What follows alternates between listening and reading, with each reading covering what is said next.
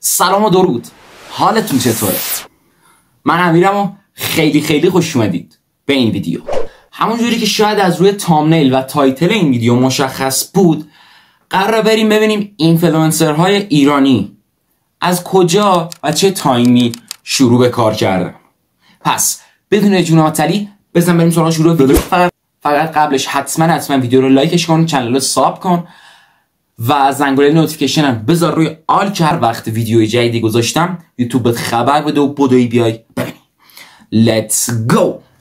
خب با اولین نفر شروع میکنیم، آیه سوگنگ که این پستش که توی تاریخ 2020 اولین پستش رو توی این چنلش گذاشته که میشه 5 سال پیش تقریبا 5 سال پیش شروع کرده. ایول دمش کرد که با خود علیرضا مرشاد عکس گرفتن.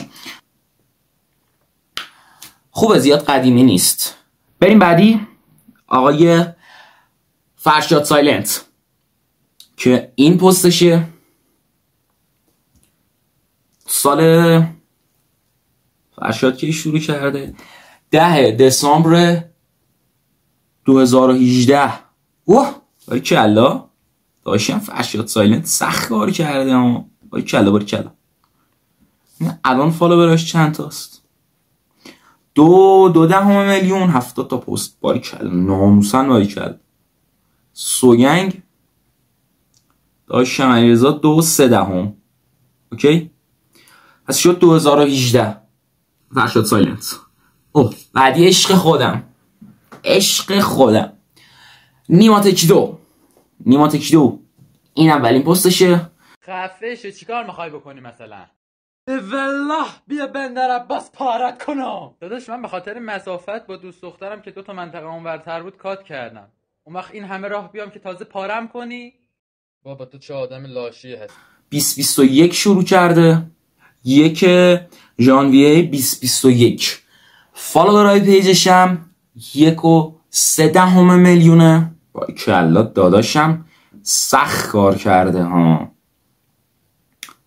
اوکی، داشتم سینا خاره شد آره، اولین پستشو توی 11 اوت 2022 گذاشته، یعنی 2 سال پیش، 2 سال خورده پیش. باریکلا. الان فالووراش چقدره؟ 1.1 میلیون. خیلی خوبه داشتم، خیلی خوبه. قدرت. عشق خودمون اومد. آیسان اسلامی 29 می 2013 اولین پستش گذاشته و فالوورای الانش هم 14.6 میلیون.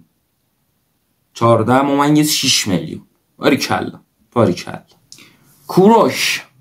کوروش زرندوز اولین پستشو توی سال 15 نوامبر 2019. کوروش عزیز، کوروش دوست داشتنی.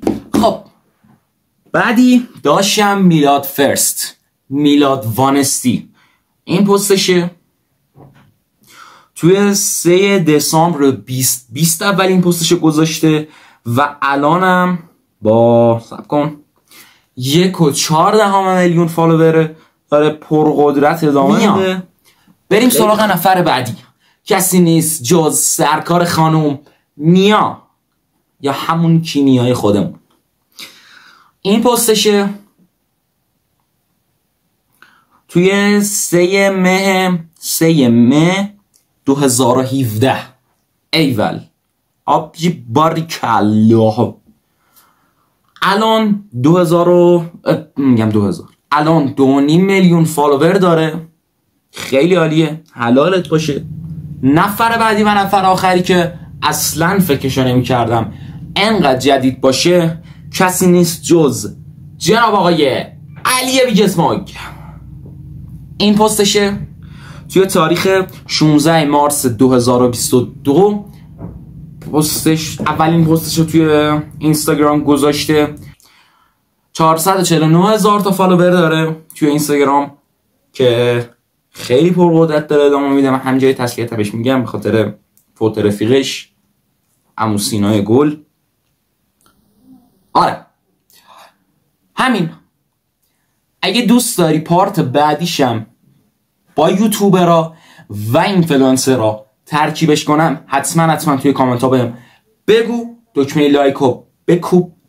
اگه تا الان چنل رو ساب نداشتی حتما دکمه سابسکرایب رو بزن. زنگوله نوتیفیکیشن هم بذار روی آل که هر وقت ویدیو جدید داشتم یوتیوب بهت خبر بده و بدوی بیای ببینی.